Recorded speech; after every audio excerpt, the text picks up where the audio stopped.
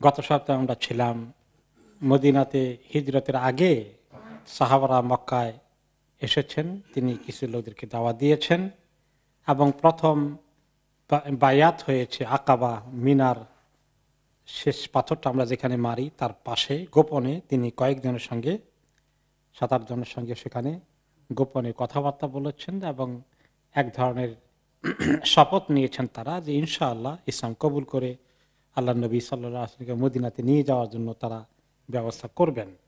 এবং তারা মদিনাতে গিয়ে যে অল্প কয়েকজন এসেছিলেন তাদের সবাই মদিনাতে গিয়ে ইসলামকে ঠিক রেখেছেন। কোন কোন রিওয়ায়েতে আসছে যে ওনাদের সময় দেখা হয়েছিল প্রথম বাইয়াতে প্রায় 12 জনের মতো। ওনারা মদিনাতে গিয়ে আস্তে আস্তে করে নিজেরা ইসলামের আমল করা শুরু করে দিলেন, কিছু দাওয়াতি কাজ করা শুরু করে দিলেন এবং নবী করিম সাল্লাল্লাহু আলাইহি সাল্লাম মদিনায় আসার আগেই জুমার নামাজ শুরু হয়ে গেল মদিনায়। এবং যেই মুসলিমগণ ইসলাম কবুল করেছিলেন এই 10-12 জন, তাদের যিনি গুরুত্বপূর্ণ ব্যক্তিত্ব, তাদের লিডার পর্যায়ে ছিলেন, তিনি হচ্ছেন আসাদ ইবনে জুরারা রাদিয়াল্লাহু আনহু। তিনি সর্বপ্রথম জুমার নামাজের ইমামতি করেন। এমনকি রাসূলুল্লাহ সাল্লাল্লাহু আলাইহি সাল্লাম এখনো জুমা পড়ার সুযোগ পান নাই, কিন্তু আলহামদুলিল্লাহ এই আনসারীদেরকে আল্লাহ সুযোগ দিয়েছেন। এই আসাদ ইবনে জুরারা রাদিয়াল্লাহু আনহু তিনি বাইয়াতে আকাবার শপথ করে গিয়েছিলেন এবং মদিনাতে গিয়ে ওনারা ছোটখাটো একটা মসজিদের মতো প্রতিষ্ঠা করেন।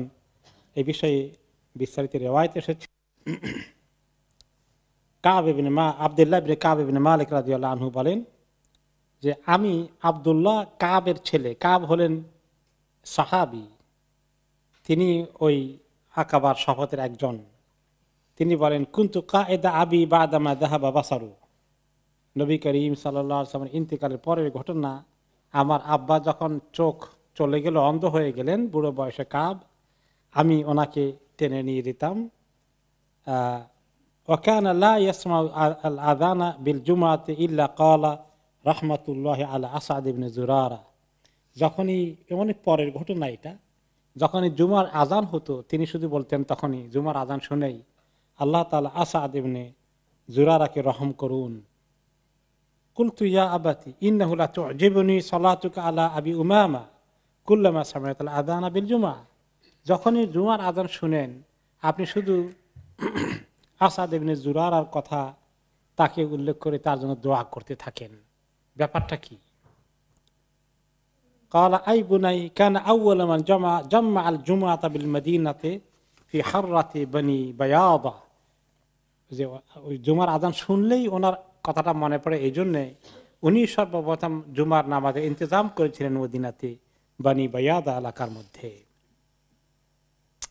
তো আমি জিজ্ঞেস করেছিলাম ওই হিজরতের এত আগের ঘটনা, অল্প কয়েকজন মুসলিম, কয়জন ছিলেন আপনারা তখন জুমায় হাজির হতেন? কল আরবাউনা রাজুলান, আমরা 40 জনের মতো জুমা পড়তাম।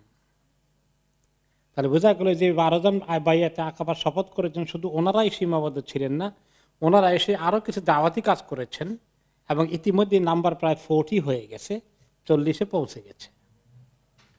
এই হাদিস থেকেই কোন কোন ইমাম দলিল নিয়েছেন জুমার নামাজের সংখ্যা যদি 40 না হয় তাহলে জুমা পড়া ঠিক না। কোন কোন ইমাম এটাকে রেফার করেছেন।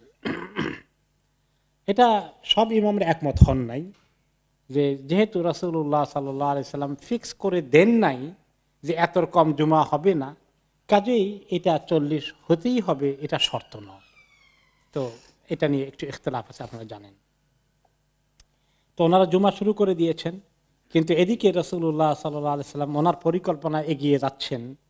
তিনি যখন ওনারা বাইয়াতে আকাবার প্রথম শপথ করে চলে আসলেন, পেছন দিয়েই তিনি একজনকে পাঠালেন মদিনায় ওনার পক্ষ থেকে প্রতিনিধি হিসাবে, আলেম হিসাবে, ফকিহ হিসাবে, দায়ী হিসাবে, তাদের মুফতি হিসাবে, তাদেরকে কোরআন শেখানোর জন্য। তিনি হচ্ছেন মুসআব ইবনে উমাইর রাদিয়াল্লাহু আনহু। তিনি ছিলেন একদম যুবক মানুষ, পিতামাতার একমাত্র সন্তান। তিনি ইসলাম কবুল করলেন, পিতামাতা তখন তার সঙ্গে সম্পর্ক শেষ হয়ে গেল। তার অনেক লম্বা চড়া ঘটনা আছে, আমরা ইনশাআল্লাহ শুনবো বিস্তারিত। ওয়া আমারা হুয়ান ইউকরিয়াহুমুল কোরআন, তাকে পাঠিয়ে দিন তুমি মদিনায় যাও, তুমি তাদের ইমাম হও, তাদেরকে কোরআন শিখাও এবং ইসলামের বিভিন্ন জিনিস শিখাও, দিনের ফিকহের মাসালা আসে তুমি জবাব দিবা, তুমি তো আমার কাছে থেকে অনেকদিন শিখেছ, এখন তুমি সেখানে চলে যাও তাদের দায়ী ইমাম মোবাল্লেগ হয়ে।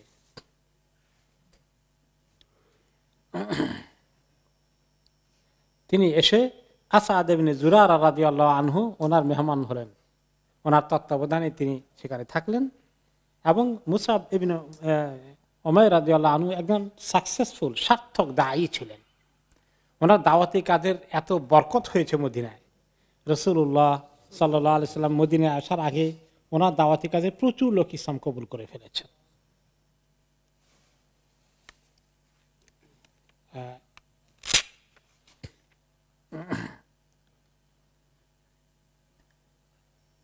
তিনি ওনার হাতে অনেক বড় বড় লিডারও মদিনার ইসলাম কবুল করে। একটি ঘটনা হলো আসাদ ইবনে মুআয এবং উসাইদ ইবনে হুদাইর, এই দুইজন মদিনার আনসারীদের মধ্যে অন্যতম বড় লিডার তাদের কবিলার।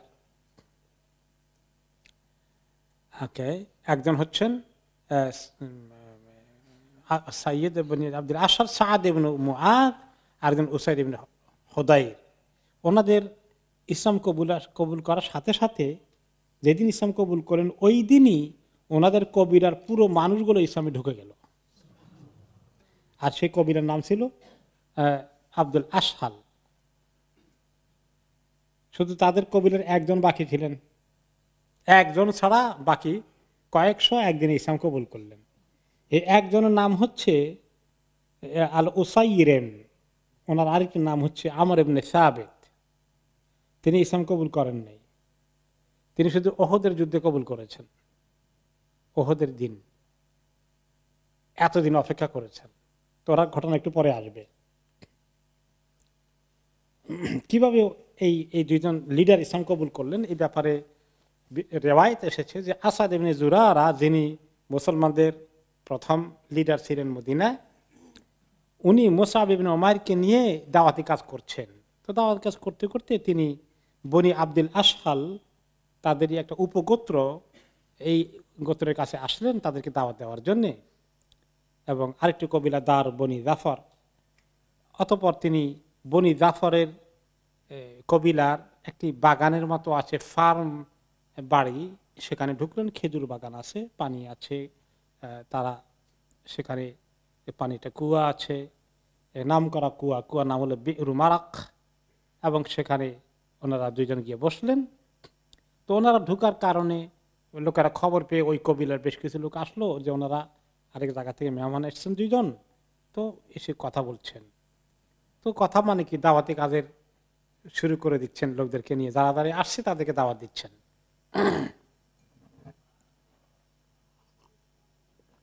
আর সেই বনি আব্দুল আশহালের দুই লিডার সাদ ইবনে মুআয আর উসাইদ ইবনে হুদাইর, ওনারা তখনও মুশরিক রয়ে গেছেন। ওনারা এই জমায়েতের মধ্যে ছিলেন না যেখানে এনারা দুইজন দাওয়াতি কাজ করছেন, মুসআব এবং আসাদ ইবনে জুরার। তো খবর পেয়ে গেলে, যখন খবর গেল ওনাদের কাছে যে এই দুইজন এসে ওনাদেরকে লোকদেরকে দাওয়াতি কাজ করছে, ওনারা তো লিডার, ওনারা একটু ওয়ারিড হয়ে গেলেন যে আমাদের লোকদেরকে দাওয়াত দিয়ে কোন দিকে নিয়ে যাচ্ছে। সাদ ইবনে মুআয বললেন উসাইদ ইবনে হুদাইরকে, লা আবালাক ইনতালিক ইলা হাদাইনি রাজুলাইন আল্লাযাইনি কাদ আতায়া দারাইনা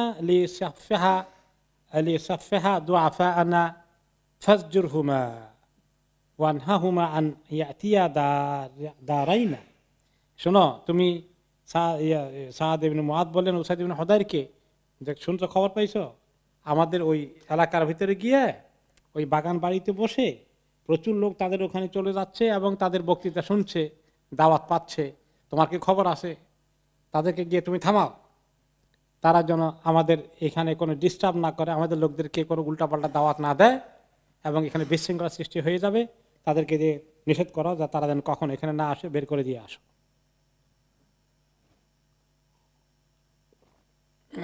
তবে বললেন যে আমি নিজেই যেতাম, কিন্তু আসাদ ইবনে জুরারা, যিনি মুসলমানদের লিডার, বেচারার সঙ্গে আমার একটা ভালো সম্পর্ক আছে, খুব সম্মানিত মানুষ, আমি ওনার সামনে গিয়ে এরকম একটা অড সিচুয়েশন ফেস করতে চাই না, কারণ সে না থাকলে অবশ্য আমি নিজেই যেতাম, সবগুলো বের করে দিতাম, কিন্তু ওই বাচ্চারাকে আমি অনেক সম্মান করতে, আমি যাব না, তুমি যাও। তো ওসাইদ ইবনে হুদাইর সেখানে গেলেন। তিনিও খুব মজবুত, লোকদেরকে ঠিক রাখতে হবে, কেউ যেন এই নতুন দাওয়াত গ্রহণ না করে।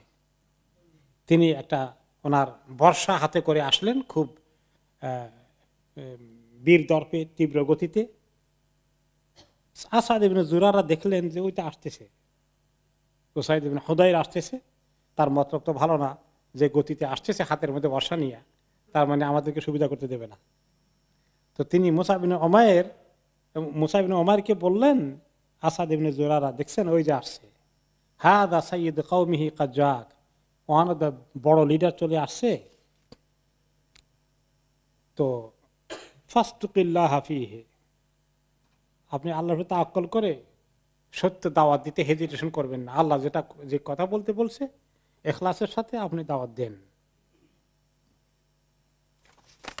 ওকে,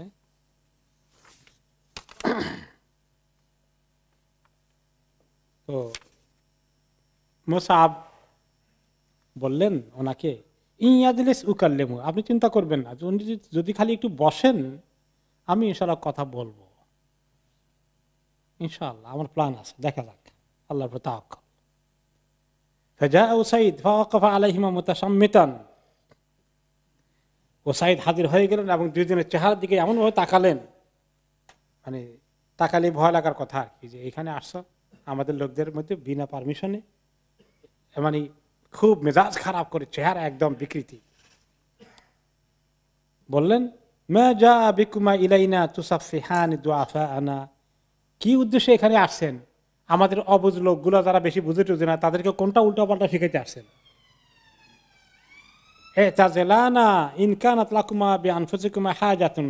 তোমাদের কোনো কাজ থাকলে কাজ সেরে এক্ষুনি চলে যাও, আমাদের এখানে এক দণ্ড দেরি করবে না। ঠিক কি জন্য আসে? কোনো বিশেষ কোনো কাজ আছে, কিছু দরকার আছে, সেটা সেরে চলে যাও, কোনো দাওয়াতি কাজ চলবে না। মুসাব তখন খুব শান্তভাবে জবাব দিলেন। মুসাব ইবনে উমাইর রাদিয়াল্লাহু আনহু খুবই কনফিডেন্সের সাথে আল্লাহর উপর তাওয়াক্কুল করে বললেন, আওয়া তাদরিসু ফাতাসমা, তো একটু বসবেন কি, অল্প একটু বসেন না, একটু দুটো কথা শুনেন। ফা ইন রাদিতা আমরান কাবিলতাহু, আমরা যা বললাম যদি পছন্দ হয় গ্রহণ করবেন। ওয়া ইন কারিহতাহু কুফা আনকা মা তাকরা, আর যদি আমরা মনে করি খারাপ কিছু বলছি আপনার জন্য, এটা ভালো না, তাহলে খালাস, আপনি ওটা ফেলে দেবেন আমাদের কথা। আমরা কি আপনার কথা একেবারে বাধ্য করতে আসছি নাকি? শুনি নাকি কি বলি, পছন্দ হলে গ্রহণ করবেন, পছন্দ না হলে ফেলে দিবেন, অসুবিধা কি? শান্তভাবে জবাব দিলেন। উসাইদ ইবনে হুদাইর বলেন, আনসাফতা, ইনসাফের কথাই বলছেন অবশ্য, হ্যাঁ ভালো কথাই তো, কথা ভালো হলে নিব, না হলে নেব কেন, ঠিক আছে বলেন। অথবা নিজের বর্ষাটাকে পেঁচিয়ে রাখলেন, খোলা করে নিয়ে আসছিলেন, তো ওরা এবারে গোটায় ছিলেন, এরপরে দুইজনের কথা শুনতে বসে আছে। বলো, মুসাব খুব সুন্দর করে ইসলামের দাওয়াত দিলেন, একটু কোরআন তেলাওয়াত করে শোনাই দিলেন। তো পরবর্তী পর্যায়ে মুসাব এবং আসাদ বলেন যে আমরা আগেই টের পেয়ে গেছি, যেই মুসাবের কথা শুনলেন আর কোরআন তেলাওয়াত শুনলেন, চেহারার রং পরিবর্তন হয়ে গেল। যে রুগ্ন মূর্তি নিয়ে আসছিলেন এটা থেমে গেছে, চেহারার রঙে আমরা বুঝতে পারলাম যে আল্লাহ তাআলার রহমতে কাজ হয়ে যাচ্ছে। লা আরাফ আল্লাহ লা আরাফনা ফি ওয়াজহিল ইসলাম ক্বাবলা আন ইয়াতাকাল্লামা বিহি ফি ইশরাকাতিহি ওয়া তাসাহুলিহি, যখন দেখলাম যে তার চেহারার মধ্যে এখন মানে সুন্দর একটা ভাব চলে এসেছে, আমরা সে বলার আগেই তার চেহারা দেখে বুঝে ফেলেছি যে ইসলাম আলহামদুলিল্লাহ ঢুকে গেছে। অথবা উসাইদ বললেন, মা আহসান হাদাল কালাম ওয়া আজমালাহু, এত সুন্দর কথা, এত দামি কথা, সুবহানাল্লাহ, এই কথা তো ফেলে দেওয়ার মতো না। কাইফা তাসনাউনা ইযা আরাদতুম আন তাদখুলু ফি হাদাদ দ্বীন, তো তোমাদের দ্বীনের মধ্যে কেউ ঢুকতে হলে কি করতে হয়? তারা বললেন, গোসল করতে হবে, ওযু করে নিতে হবে, তোমার কাপড়গুলা ময়লা থাকলে পাক কাপড় পরিধান করতে হবে, অথবা শাহাদা উচ্চারণ করতে হবে, তারপরে নামাজ পড়ে ফেলবে, বাস। তো সঙ্গে সঙ্গে কোনো কথা নেই, গোসল করে ফেললেন, ওখানে পানির কুয়া আছে। তারপরে তিনি ইসলাম কবুল করে ফেললেন, এরপরে উঠে 2 রাকাত নামাজ আদায় করে ফেললেন। এরপরে তাদেরকে লক্ষ্য করে বলেন, শোনো, আমি তো আসছি, আমার পিছনে আরেকজন আছেন বড় লিডার,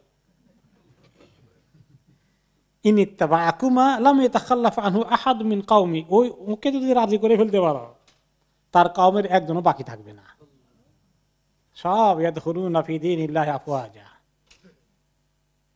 ওয়াসাউরসিলুহু ইলাইকুম আল-আন সাদ ইবনে মুআদ, এই সাদ ইবনে মুআজকে আমি এখন তোমাদের কাছে পাঠাবো, তাকে কাবু করতে পারলে কাজ হয়ে গেছে। এরপরে তার যে অস্ত্রটা নিয়ে আসছিলেন গোটাইয়া নিয়ে চলে গেলেন সাদের কাছে। সাদ তখন ইন্তজারে আছে যে কি কাজ করে আসলো উসাইদ, সেটার অপেক্ষায়, ওদের ভাগাই দিয়ে আসলো কিনা। যখন আসতেছে, সাদ তার দিকে নজর করতেছে, নজর করে এসে তার সঙ্গীদেরকে বলে, আহলিফু বিল্লাহি লাকাদ জাআকুম উসাইদুন বিগাইরিল ওয়াজহি আল্লাযী যাহাবা বিহি মিন ইনদিকুম, তোমাদেরকে আল্লাহর কসম করে বলি, যে চেহারা নিয়ে গেছিল উসাইদ, অন্য চেহারা নিয়ে দেখে ফেরত আসতেছে, ঘটনা কি?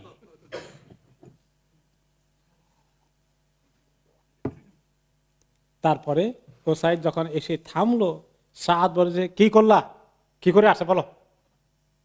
সাদ ইবনে মুআদ বলছে, পরে যে আমি দুইজনকেই কথাবার্তা বলছি যেভাবে আপনি বলছিলেন, ফাওয়াল্লাহি মা রাআইতু বিহিমা বাসান, দেখলাম মানুষগুলো তো খারাপ না, কোনো অসুবিধা তো ওদের মধ্যে পাইলাম না। আমি ওয়াকাদ নাহাইতুমা, আমি অবশ্য নিষেধ করছিলাম তাদেরকে, চলে যাওয়ার কথাও বলছিলাম।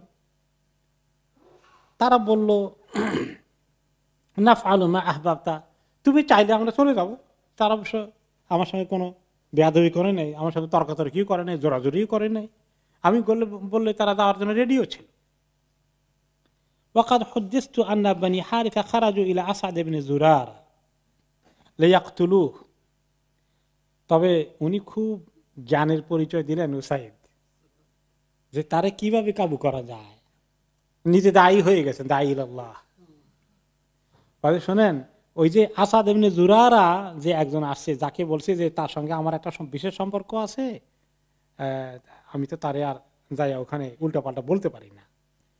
তো বলে, আপনার ওই যে আসাদ ইবনে জুরারা আপনার ঘনিষ্ঠ, তার ব্যাপারে খবর পেয়ে গেছে ওই বনি হারিসা, যারা এখনো ইসলাম কবুল করে নাই, কিছু দুশমনী দেখাচ্ছে, যে তারা তাকে অ্যাটাক করার জন্য নাকি প্রস্তুতি নিচ্ছে, আমি খবর পেলাম।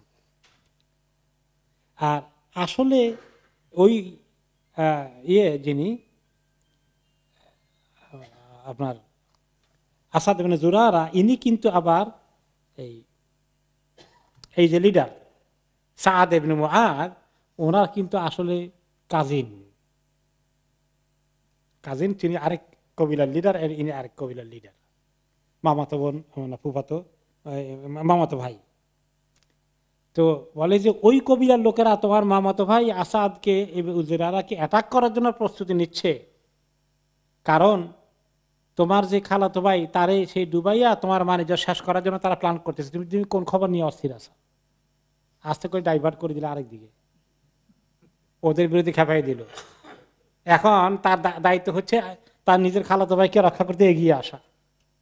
কথাটা এভাবে ঘুরাই দিল। খুব বুদ্ধিমান মানুষ, মাশাআল্লাহ। সাদ ইবনে মুআদ মুগদাবান মুবাদিরান কামা, ওকে, তাখাওয়ুফান লিল্লাযী যুকিরা লাহু মিন বনি হারিসা। তো বনি হারিসার ওই তারা অ্যাটাক করতেছে, তারা আপন কাজিনকে অ্যাটাক করবে পরিকল্পনা করছে, এটা শুনে এখন সে তাদের বিরুদ্ধে অবস্থান নিয়ে তার অস্ত্র নিয়ে বের হয়ে আসলো। উসাদ ইবনে হুদায়রকে বলে, তোমার যন্ত্র দিকে দাও, অস্ত্র নিয়ে নিজে এখন রওনা করে দিচ্ছে। তুম্মা ক্বালা আল্লাহি মা আরাকা আগনাইতা শাইআন, বলে যে পাঠাইলাম এক কাজে, আরেক কামে খবর নিয়ে আসছো, আসলে কাম করো নাই, এখন এইটা তো দায়িত্ব হয়, কিছু করার নাই। তারপরে সুম্মা খারাজা ইলাইহিমা, অতঃপর ওদিকে গেল, গিয়া খবর নিল আসাদ ইবনে জুরারা তারে অ্যাটাক করবে, কারণ ঘটনা কি সমাচার। ফালাম্মা রাআহুমা সাআদুন মুতমাইন্নাইন আরাফা আন্না উসাইদ বিন হুদাইর ইন্নামা আরাদা মিনহু আন ইয়াসমা মিনহুমা। ওখানে গিয়ে দেখে যে উসাইদ ইবনে আসাদ যাকে অ্যাটাক করবে বলে অমুক কবিলা লোকেরা রেডি হচ্ছে, এরকম কোন লক্ষণের চেহারার মধ্যে নাই। তার মানে এই খবরটা আসলে ঠিক কিনা। সে দেখা যায় তারা দুইজন মুসাব এবং আসাদ ইবনে জুরারা মোটামুটি ভালো মুডেই আছেন, কোনো চিন্তা দুশমন আক্রমণ করতেছে এগুলো কোনো খোঁজ খবর কিছু নাই।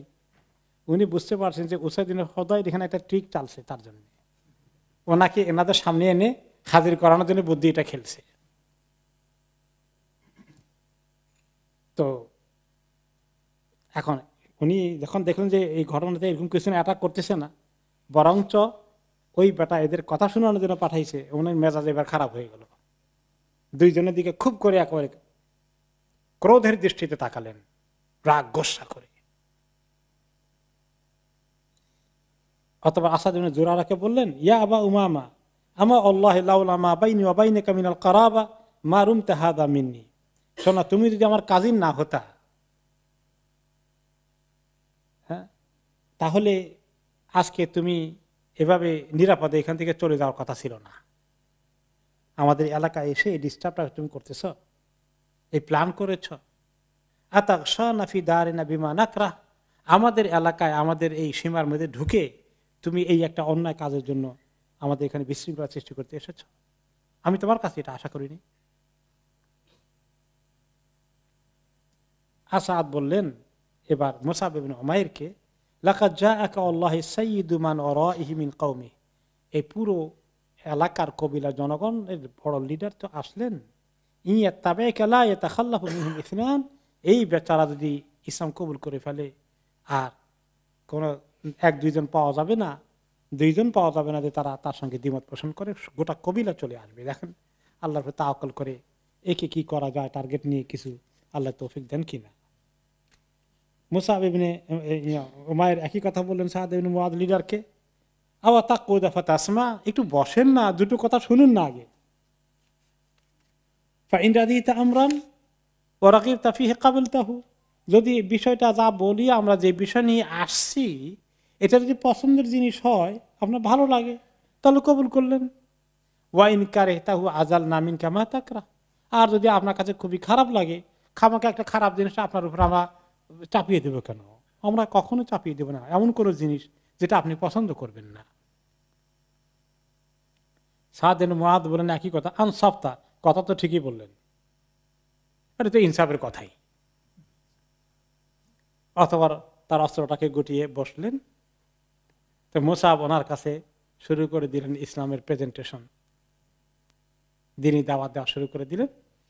ওয়াকারা আলাইহি আয়াত মিন সূরাতি যুখরুফ, সূরাতে যুখরুফের কিছু আয়াত সুন্দর করে তেলাওয়াত করে শোনালেন। বাদ আউযু বিল্লাহি মিনাশ শাইতানির রাজিম, বিসমিল্লাহির রহমানির রহিম, হামিম ওয়াল কিতাবিল মুবিন ইন্না জাআলনাহু কুরআনান আরাবিয়্যান লাআল্লাকুম তাকিলুন। হামিম, এটি একটি সুস্পষ্ট কিতাব, ওই সুস্পষ্ট কিতাবের কসম। আমরা এই কোরআনকে, আল্লাহ বলছেন আমি এই কোরআনকে আরবি ভাষায় নাজিল করেছি, আরবি ভাষায় দিয়েছি, আশা করা যায় তোমরা বুঝবে, বুঝার চেষ্টা করবে। এভাবে তিনি তেলাওয়াত করে শোনালেন। একটু তেলাওয়াত শোনার পরে, একটু প্রেজেন্টেশন শুনে চেহারার মধ্যে পরিবর্তন সৃষ্টি হয়ে গেল।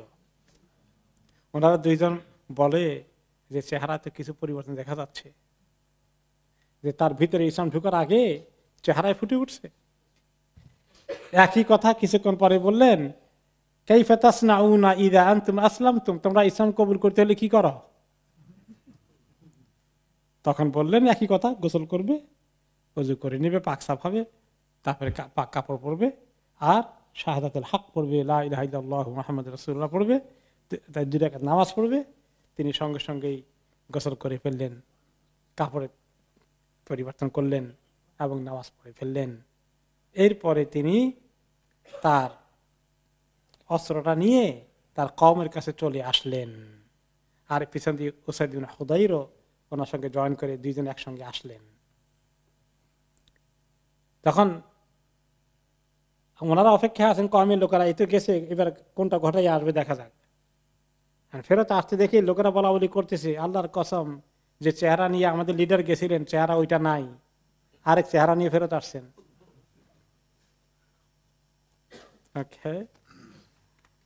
তারপরে বললেন এসে সবার সামনে, ইয়া বনি আব্দুল আশহাল কাইফা তা'লামুনা আমরি ফিকুম, আমার ব্যাপারে তোমাদের মন্তব্য কি? আমি যদি কোনো কাজ করি, তোমরা দেখেছো কোনো সময় কোনো ফালতু কাজ করতে, বেহুদা কাজ করতে, বাজে কাজ করতে? আমার সিদ্ধান্তের ব্যাপারে, আমার ফয়সালার ব্যাপারে তোমাদের মতামত কি আমি জানতে চাই। ক্বালু সাইয়্যিদুনা ওয়া আফদালুনা রা'য়ান, আপনি তো আমাদের লিডার, আমরা জানি ভালো করে আপনার কোনো মতামত, অপিনিয়ন, কোনো চিন্তা ভাবনা কোনোটাই কোনোদিন আমরা পাই নাই অমূলক এবং ফালতু অন্যায় কিছু, সবসময় আপনার সিদ্ধান্ত আমরা রাইট পেয়েছি।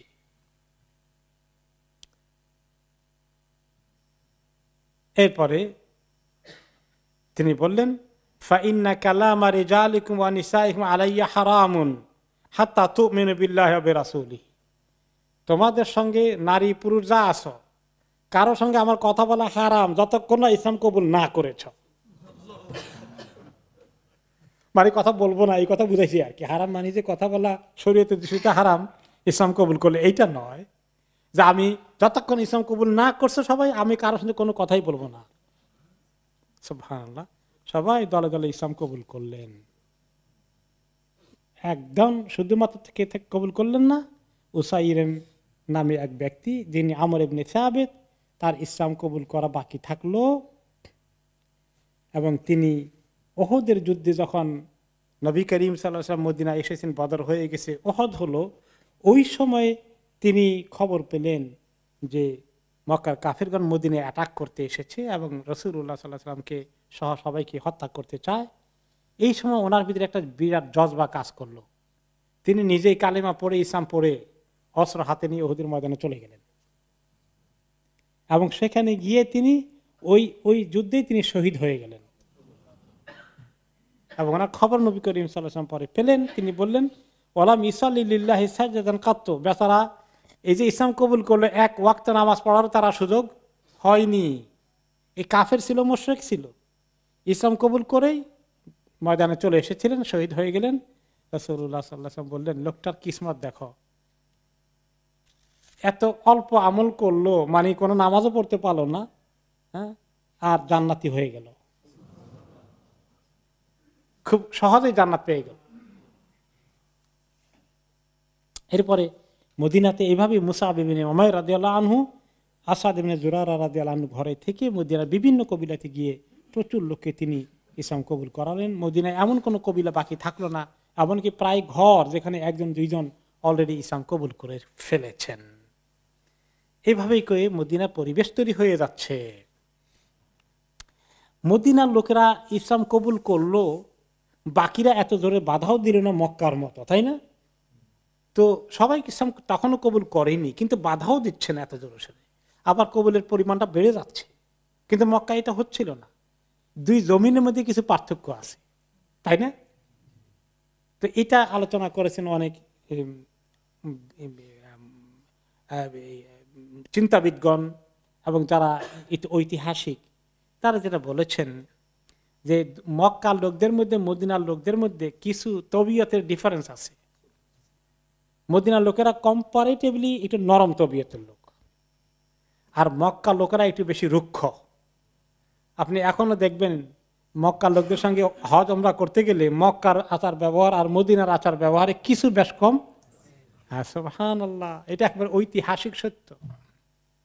অরিজিনালি মদিনার বাসিন্দা যারা আউস এবং খাজরাজ, এরা কিন্তু ইয়ামান থেকে এসেছিলেন এক সময়। তাদের পূর্বপুরুষরা ছিল কোথাকার? ইয়ামানের। ইয়ামানের লোকগুলার তবিয়ত খুবই ভালো ছিল। সুবহানাল্লাহ, আজকে ইয়ামান অনেক দুর্গতির শিকার হয়ে গেল, ষড়যন্ত্রের শিকার হয়ে গেল, যুদ্ধের শিকার হয়ে গেল। ইয়ামানের লোকগুলো জেনারেলি ওদের নেচার খুবই ভালো। নবী করিম সাল্লাল্লাহু আলাইহি ওয়াসাল্লাম হিজরতের পরে মদিনায় ছিলেন। একবার মদিনার একটা বিরাট দল, আবু মুসা আশআরী কবিলা আশআরিয়া লোকেরা বিরাট দল আসলো। তিনি মদিনার লোকদের লক্ষ্য করে বললেন, আতাকুম আহলুল ইয়ামান, এই দেখতে পাচ্ছ তোমাদের কাছে ইয়ামানের লোকেরা এসে গেছে, বিরাট দল ইসলাম কবুল করার জন্য। হুম আরাক্কু আফইদাতান, তাদের দিলগুলো খুব নরম, ওয়া আলিয়ানু কুলুবান, খুব নরম, খুব সফট। আর তো কাজেই ওই হাদিস থেকে দলিল পাওয়া যায়, যেহেতু আউস এবং খাজরাজের দুই প্রধান কবিলা, ওনারা অরিজিনালি এসেছেন ইয়ামান থেকে, কাজেই এদের ভিতরে ওই জিনিসটা থেকে গেছে, এই নরম তবিয়তটা মদিনার স্বাভাবিক পরিবেশের মধ্যে ছড়িয়ে গেছে। এক নম্বর ছিল মেইন কারণ যে তারা মক্কার লোকদের তুলনায় অনেকটা নম্র স্বভাবের, আর মক্কার লোকেরা রুক্ষ স্বভাবের। দুই নম্বর হচ্ছে মদিনাতে বিরাট যুদ্ধ হয়, আপনারা শুনেছেন গত সপ্তাহে বা তার আগের সপ্তাহে, হারবু বুআস, বুআসের যুদ্ধে প্রচুর রক্তক্ষরণ হয়, উভয় পক্ষের প্রচন্ড ক্ষতিগ্রস্ত হয়ে যায়, এবং তাদের অনেকের ভিতরেই একটা চিন্তা এসেছিল কিভাবে এই রক্তপাতকে মিটানো যায়। কিন্তু দুশ্মনী যেটা হয়, এই এত লোক আমাদেরকে মেরেছে, আমরা প্রতিশোধ নিতে হবে, ওরা আমার বাবাকে মেরেছে, তার বাবাকে না মারলে, তাকে না মারলে, তার কবিরা কিছু লোককে না মারতে পারলে আমার বাবার রক্তের প্রতিশোধ হলো না, এরকম চিন্তা কাজ করছে। তারা কোনো সমাধান খুঁজে পেতে পারছে না, আবার বুঝতেছে এই রক্তপাত শুধু রক্তপাতই ডেকে নিয়ে আসবে। তার অপেক্ষায় ছিল যে কোনো তরিকায় কিনা তাদের মধ্যে এই পরিস্থিতির একটা পরিবর্তন হয়। এবং যখন ওই বাইয়াতে আকাবার প্রথম শপথে মনে আছে কিনা, তারা বলেছিলেন, যারা ইসলাম কবুল করেছিলেন, ভালোই তো মনে হয় ওনাকে মদিনায় নিয়ে গেলে, ওনার নেতৃত্বে যদি মদিনার সমাজের পরিবর্তন হয়ে যায়, তাহলে আমাদের যুদ্ধ রক্ত থামার একটা রাস্তা আল্লাহ খুলে দেবেন। এটা অন্যতম একটা ব্যাপার ছিল যে তারা কিভাবে শান্তির একটা পরিবেশ তৈরি করতে পারে, নিজেরা পারছে না, বাইরের থেকে কোনো একটা বড় কিছু যদি নাজিল হয়ে যায় তাদের এখানে চলে আসে, এবং তারা বুঝতে পারলো যে ইসলামের মধ্যে এটা আছে। এটার দ্বিতীয় কারণ ছিল যে মক্কা লোকেরা ইসলাম কবুল করা, মদিনার লোকেরা ইসলাম কবুল করার জন্য মানসিকভাবে প্রস্তুত হয়ে গেলেন। মা আয়েশা রাদিয়াল্লাহু তাআলা পরবর্তী পর্যায়ে নিজে বলেছেন, কানা ইয়াউমু বুআস ইয়াওমান কদ্দামাহু আল্লাহু তাআলা লিরাসূলিহি সাল্লাল্লাহু আলাইহি সাল্লাম, যে বুআসের যুদ্ধ মদিনায় রক্তপাত ব্যাপক করে ঘটে যাওয়া মনে হয় জন্য আল্লাহ তাআলা তার রাসূলের জন্য এটা একটা মানে কি বলা যায়, ইন্ট্রোডাকশন হিসাবে দিয়ে দিয়েছেন, যে এইটার উসিলায় তারা সবাই কি করবে, ইসলামের দিকে আসবে, ইসলামের দিকে আসার জন্য তাদের মন তৈরি হয়ে যাবে। 3 নম্বর হচ্ছে কোরাইশদের মধ্যে আরেকটা অসুবিধা হলো কি, নিজেরা মনে করে তারা হলেন নবীদের বংশধর, একটা অহংকার ভাব আছে। তো তারা নবীটা আগে থেকে দেখে আসছে নবীর বংশধর, তারা এখন নতুন নবী আসলো, এটা তাদের কাছে বড় কথা। আমরা তো আগে থেকে নবী ইব্রাহিমের গোষ্ঠী আছি, অসুবিধা কি? কাজে নবুয়তের, নবী মুহাম্মদের নবুয়ত তাদের কাছে নতুন কোনো আকর্ষণ হলো না। কিন্তু মদিনায় কোনো নবী আসে নাই, এবং মদিনার বাসিন্দারা জানতো যে তারা, ইহুদিরা প্রায় বলতো যে দেখো আর অপেক্ষা করা অল্প কয়দিন, আখেরি নবী আসার সময় হয়ে গেল, আমরা নবী আসলে তো আমরা নবী আলা লোকজন হয়ে যাব, তখন কিন্তু আমরা আপার হ্যান্ড হোল্ডার হয়ে যাব, আমাদের আবার বিজয় অনুষ্ঠিত হবে, তোমরা সবাই আমাদের আনুগত্য করতে বাধ্য হবে, তোমরা পরাজিত হয়ে যাবে, আমরা নবীর গোষ্ঠীর কারণে আল্লাহ আমাদেরকে বিজয় দান করবেন। এটাও তাদেরকে আবার মেসেজ দিল, যদি নবীর অনুসারী হওয়া যায় তাহলে তো আল্লাহ তাআলা দুনিয়াতেও আমাদেরকে এটা ভালো শান দেবেন। এটা মদিনায় কাজ করেছে আহলে কিতাব থেকে এগুলো শুনে শুনে। যদিও যারা এই কথা বলেছে তারা এটাকে মিস করেছিল ইহুদিরা, কিন্তু মদিনার আওস এবং খাজরাজের যারা মুশরিক ছিলেন তারা এটাকে কবুল করে ফেলেছিলেন, কিন্তু আহলে কিতাবের লোকেরা হিংসার কারণে মিস করে ফেলল। এভাবে মোটামুটি ভালোই কাজ হয়ে গেল মদিনার ভিতরে। পরবর্তী পর্যায়ে এই প্রথমবার যে আকাবার বায়াত করে গেলেন সেটা ছিল নবুয়তের 12তম বৎসর। এভাবে 1 বছর পার হয়ে এখন 13তম বৎসর শুরু হয়েছে। এটা কিন্তু লাস্ট ইয়ার নবী করিম সাল্লাল্লাহু আলাইহি ওয়াসাল্লামের মক্কায়, তাই না? এখন এইবার হজের টাইম হয়ে গেল 13তম বৎসরে। এখন এবারে তিনি কি করলেন, মদিনার 73 জন আনসারী মিলে, তারা মোটামুটি ভালো মানের মুসলিম, ইতিমধ্যে 73 গুড নাম্বার, তারা একবার এক জায়গায় বসলেন, বসে একটা সলা পরামর্শ করলেন। মাতা নাযারু রাসূলুল্লাহ সাল্লাল্লাহু আলাইহি সাল্লাম ইউতরাদু ফি জিবালি মক্কা ওয়া ইয়াখাব, আমরা কতদিন আল্লাহর নবীকে মক্কার পাহাড়ে এই ভীতিজনক পরিস্থিতির মধ্যে এই সন্ত্রস্ত অবস্থা ওনাকে রেখে দেব, আমাদের তো একটা সিদ্ধান্ত নিতে হবে এখন। তারা চিন্তা করলো যে চলো এবারে আমরা সবাই হজে গিয়ে ওনার সঙ্গে একটা ফাইনাল বোঝাপড়া করব, ওনার সঙ্গে সলা পরামর্শ করে ওনাকে নিয়ে আসার জন্য আমরা একটা বাস্তব সিদ্ধান্ত নিতে হবে। তো ওনারা সবাই হজের দিকে রওনা হয়ে গেলেন। রাসূলুল্লাহ সাল্লাল্লাহু আলাইহি ওয়াসাল্লামের সঙ্গে ওনারা মোটামুটি ভাবে মিট করবেন। এই ৭৩ জন হলেন মুসলিম, কিন্তু তাদের হাজিদের সংখ্যা ছিল অনেক বেশি। তখনও কিন্তু তারা জাহেলি জামানাও হজ করতে যেত, হাজিদের সংখ্যা ছিল কয়েকশো, বাকিরা সব মুশরিক এবং কাফের। যে ৭৩ জন হচ্ছেন মুসলিম, তারা একই কাফেলার মধ্যে আছেন।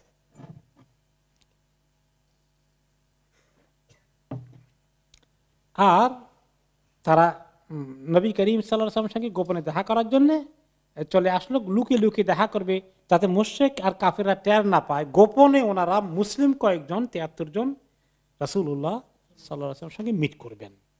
ইতিমধ্যেই মুসআব ইবনে উমাইর তিনি তাদের আগেই মক্কায় চলে আসছেন এইগুলাকে লিড করার জন্য এবং রাসূলুল্লাহ সাল্লাল্লাহু আলাইহি ওয়াসাল্লামের সঙ্গে তাদেরকে যোগাযোগ করে দেওয়ার জন্য তিনিও আবার মদিনা থেকে চলে আসছেন গোপনে। তিনি রাতের বেলা গিয়ে গিয়ে গোপনে রাসূলুল্লাহ সাল্লাল্লাহু আলাইহি ওয়াসাল্লামকে বলতেন, এই ৭৩ জন এসেছে, বাকিরা কিন্তু মুশরিক, তাদের সঙ্গে আপনার মিটিং হওয়া দরকার, সিদ্ধান্ত হওয়া দরকার, আল্লাহর কি ফয়সালা আছে আমরা জানি না। তো কিভাবে তিনি কাজ করেছেন, মদিনায় কত লোক ইসলাম কবুল করেছে, মদিনার মাটি যে মোটামুটি ইসলামের জন্য তৈরি হয়ে গেছে এবং হয়ে যাচ্ছে, পুরো রিপোর্ট তিনি নবী করিম সাল্লাল্লাহু আলাইহি ওয়াসাল্লামকে পেশ করলেন। নবী করিম সাল্লাল্লাহু আলাইহি ওয়াসাল্লাম খুবই খুশি হয়ে গেলেন, অত্যন্ত আনন্দিত হলেন যে মুসাব তো বিরাট পরিবেশ তৈরি করে ফেলেছে। দালাহু, তিনিও তার জন্য মুসাবের জন্য অনেক দোয়া করলেন। অতঃপর তিনি অ্যারেঞ্জমেন্ট করলেন নবী করিম সাল্লাল্লাহু আলাইহি ওয়াসাল্লামের সঙ্গে এই ৭৩ জন আনসারী সাহাবীর কথাবার্তা হচ্ছে কয়েকবার গোপনে আইয়ামে তাশরিকের দিনগুলোতে। মিনায় যে কয়দিন থাকে হজ করে আরাফাতের দিনের পরে 10 তারিখের 10, 11, 12 এর ভিতরে কয়েকবার ওনারা মিটিং করেছেন এবং মিটিংয়ের ভিতরে ওনারা অনেক চুক্তিপত্র এগুলো করলেন। এই বিষয়ে কাব ইবনে মালিক রাদিয়াল্লাহু আনহু বলেন, তিনি একজন ছিলেন এই ৭৩ জনের মধ্যে। তিনি বলেন, খারাজনা ইলাল হজ্জে মা হুজ্জাজে কওমিনা মিনাল মুশরিকিন, আমরা আমাদের মুশরিক কওমদের সঙ্গে হজে এসেছিলাম আমাদের পরিকল্পনা নিয়ে, তাদেরকে জানতে দেইনি। ওয়াকাদ সাল্লাইনা ওয়া ফাকাইনা, ইতিমধ্যে আমরা মদিনায় নামাজ শিখেছি, দিন বুঝার মাশাআল্লাহ অনেক দূর অগ্রসর হয়েছি। আসলাম যে নবী করিম সাল্লাল্লাহু আলাইহি ওয়াসাল্লামের সঙ্গে আমাদের দেখা হবে, আমরা তো ওনাকে অনেকে কেউ চিনিও না, অনেকেই আর দেখিও না এর আগে। তা আমরা মক্কার একজন লোককে জিজ্ঞেস করলাম যে তোমরা কি তাকে চিনো? তখন মুসাবের সঙ্গে যোগাযোগ হচ্ছে না, মুসাব গোপনে আসেন, কারণ বেশি ওপেনলি তো আসতে পারে না, ধরা পড়ে যাবে। তো মুসাবে ওদিকে লাইন করতেছে, এদিকে ওনারা অস্থির হয়ে গেছেন। তো মক্কার লোকদেরকে জিজ্ঞাসা করে, সবাইকে জিজ্ঞাসা করতে সাহস পায় না, আবার বলে যে অমুক লোকটাকে চিনো নাকি? নবী করিম সাল্লাল্লাহু আলাইহি ওয়াসাল্লাম নাম ধরে বলতেছে, একটু দেখা করতে চাই। তো একজনে বলল যে তোমরা কি আব্বাস ইবনে আব্দুল মুত্তালিবকে চিনো? তার সঙ্গে পরিচয় আছে? তো কেউ কেউ বললো যে হ্যাঁ, আব্বাসের সঙ্গে আমাদের পরিচয় আছে, কারণ তিনি ব্যবসা করতে মদিনা মাঝে মাঝে যাওয়া আসা করতেন, কাজে তাকে জানি।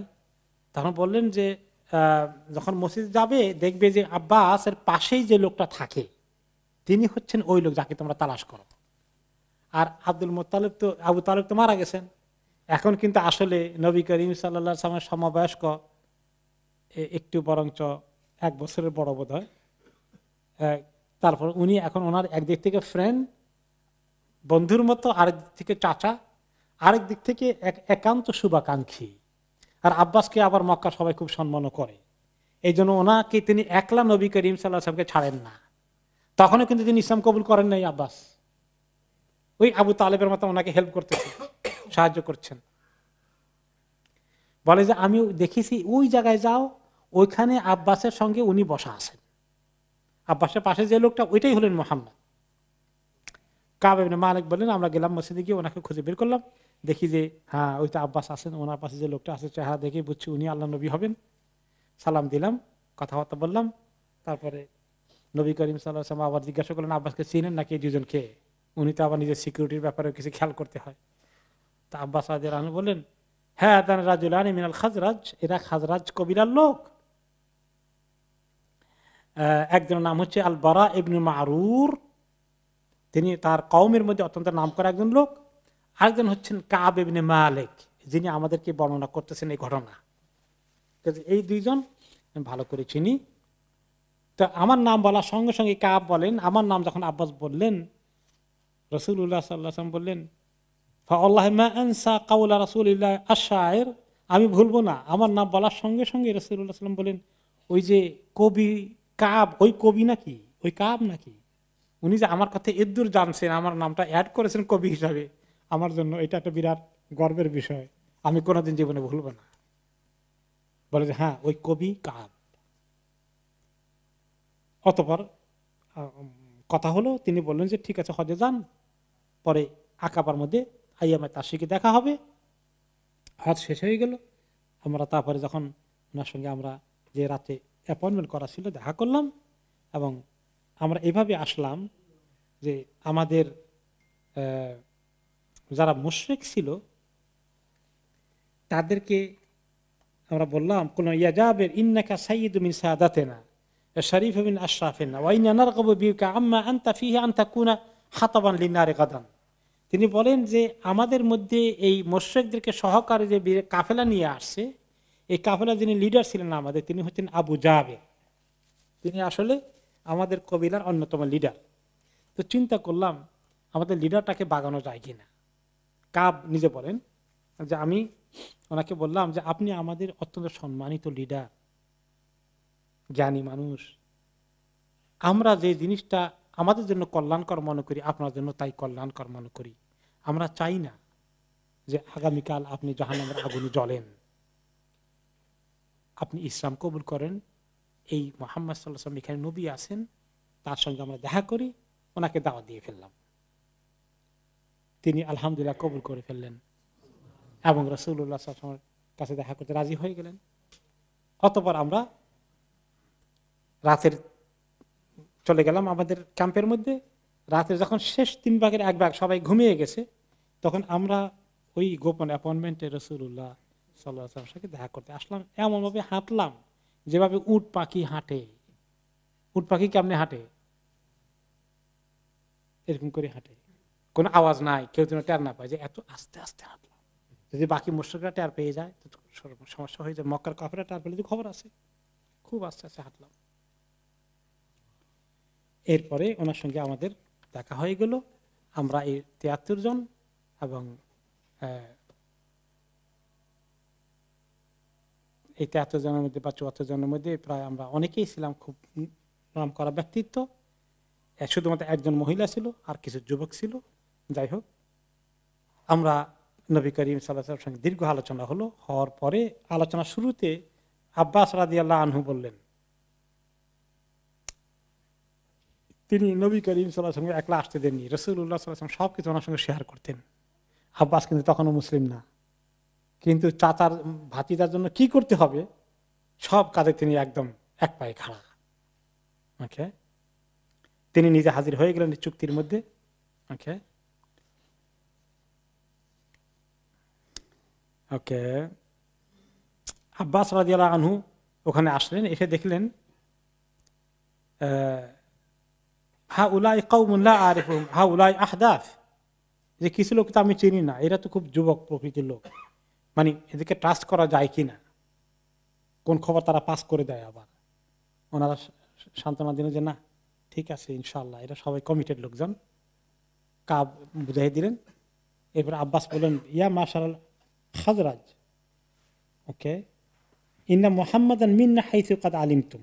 আমার একটা কথা আছে, মুহাম্মাদের আমাদের সঙ্গে তার কি সম্পর্ক, আমরা তাকে কিভাবে প্রোটেক্ট করতেছি, এখানে আমাদের কত কলিজার টুকরা সেই এই মুহাম্মদ। আমরা তাকে চেষ্টা করেছি যতটুকু পারা যায় কাফেরদের আক্রমণ থেকে রক্ষা করার জন্য। 1 লাখ তাকে কখনো ছেড়ে দেয়নি। এখন মোটামুটি সে একরকমের খুব বেশি নিরাপদ না থাকলেও আমাদের কারণে এক ধরনের নিরাপত্তা তিনি এখানে আছেন। এখন সে তোমাদের ওখানে যেতে চায়, সে এখানে আর থাকতে চায় না। তার মানে রাসূলুল্লাহ সাল্লাল্লাহু আলাইহি ওয়াসাল্লাম তো প্ল্যান আছে, খালি জীবন বাঁচাইলে হবে নাকি আব্বাসে পাহারা দিয়ে দিয়ে, ওনার তো মিশন আছে। তো এখন তোমরা যদি তাকে কথা দিয়ে থাকো, চুক্তি করে থাকো, এই কথা তোমরা যদি ঠিক রাখো, তোমাদের জীবনের উপর অনেক আঘাত আসতে পারে, তোমাদের সঙ্গে মক্কার কুরাইশদের যুদ্ধ হয়ে যেতে পারে, এসব কিছুর মোকাবেলা তোমরা শেষ মুহূর্তে তাকে যদি ছেড়ে দাও তাদের প্রেসারে, তাহলে খবরদার তাকে নিও না, এখানে যে অবস্থা আছে সে সেই অবস্থায় ভালো আছে। আর যদি তোমরা সত্যি তাকে তোমরা নিতে চাও, তাহলে কিন্তু তোমাদেরকে কথা দিতে হবে কখনোই তোমরা তাকে ছেড়ে দেবে না তাদের হাতে। কাব ইবনে মালিক রাদিয়াল্লাহু আনহু বললেন, কাদ সামি'না মা কুলতা আব্বাস, আপনি যা বলছেন আমরা শুনে ফেলেছি, আমরা এই একমত হয়েই তো এখানে এসেছি, তবে আপনার কথা তো শুনলাম। ফাতাকাল্লাম ইয়া রাসূলুল্লাহ, হে আল্লাহর নবী আপনি কথা বলেন। ফাখুয লিনাফসিকা ওয়া লিরাব্বিকা মা আহবাবতা, আপনি চুক্তি করে ফেলেন আপনার জন্য কি দরকার, আপনার রবের জন্য কি দরকার, কি চুক্তি করবেন, কি ওয়াদা করাবেন আমাদেরকে, আমরা রেডি আছি। তখন তিনি তাদের সঙ্গে ওয়াদা করলেন, বায়াত করালেন। তুবাইউনি, তোমরা বায়াত করবে, শপথ করবে, আমার নেতৃত্ব, আমার আনুগত্য করবে, আমার কথা শুনবে, তোমাদের যখন করতে মনে চায় তখনও আমার কথা শুনবে, যখন পালন করতে কষ্ট হয় তখনও আমার কথা শুনবে, পছন্দ হোক আর না হোক। আর এই দিনের কাজের জন্য আমি এবং সাহাবীরা গেলে তাদের দায় দায়িত্ব ব্যবস্থাপনা আঞ্জাম দেওয়ার জন্য যে অর্থনৈতিক কোরবানি করতে, সেটা করতেও তোমরা প্রস্তুত থাকবে। আর বায়াত করবে আমর বিল মারুফ নাহিল মুনকারের কাজ করতে। আর আল্লাহর ব্যাপারে যখনই কোনো হক কথা বলতে হয় কখনোই তোমরা কম্প্রোমাইজ করবে না, কারো চেহারা দিকে তাকাবে না, হক কথা ঘরে থাকবে সব সময়। আর আমি যখন ইয়াসরিব এলাকায় আসবো, ইয়াসরিব মানে মদিনার পুরনো নাম, সে শহরে যখন আসবো তখন তোমরা সর্বান্তকরণে সর্বাত্মকভাবে আমাকে সাহায্য করবে, এবং যদি কখনো আমার উপর হামলা করার চেষ্টা করা হয়, তোমাদের উপর হামলা করলে যেভাবে তোমরা যুদ্ধ করতে, প্রতিরোধ করতে, আমার উপর হামলা করলে তোমরা তাই করবে। তোমাদের স্ত্রী পরিবার, ছেলে মেয়েদের উপরে কেউ যদি অ্যাটাক করে তোমরা যেভাবে রুখে দাঁড়াবে, আমার স্ত্রী পরিবার এবং আমার সঙ্গে মুসলিম যারা যাবে তাদের উপরে অ্যাটাক আসলে তোমরা এইভাবে রুখে দাঁড়াবে। এই চুক্তি। বারা ইবনে মারুর রাদিয়াল্লাহু আনহু বললেন, নবী করিম সাল্লাল্লাহু আলাইহি ওয়াসাল্লাম হাত ধরে বললেন, আল্লাহর কসম, ওয়াল্লাযী বাআসাকা বিল হক, যে আল্লাহ আপনাকে হক নিয়ে পাঠিয়েছেন, লা নামনাকা মিম্মা নামনা মিনহু উজারানা, যা যে সমস্ত বিষয়ে আমাদের স্ত্রী পরিবারের উপরে যখন আঘাত আসে যেভাবে আমরা প্রতিরোধ করি, মোকাবিলা করি, আপনার উপর আঘাত করলে আসলে আমরা মোকাবিলা করব, আমাদেরকে আপনি বায়াত করান, শপথ নেন। খুব ভরসা দিলেন যে আমরা যুদ্ধে পিছপা হইনি, আমাদের যুদ্ধের অভিজ্ঞতাও আছে, কিছুদিন আগে তো যুদ্ধ করে আসছি, মক্কা লোকদের থেকে আমাদের যুদ্ধের অভিজ্ঞতা বেশি আছে, আমরা ভয় পাই না যুদ্ধকে। এখন চট করে শপথের আগে বারা ইবনে মারুর একটা কথা বলে ফেললেন। নবী করিম সাল্লাল্লাহু আলাইহি ওয়াসাল্লাম কথা শেষ হওয়ার সাথে সাথেই তিনি বললেন, ইয়া রাসূলুল্লাহ,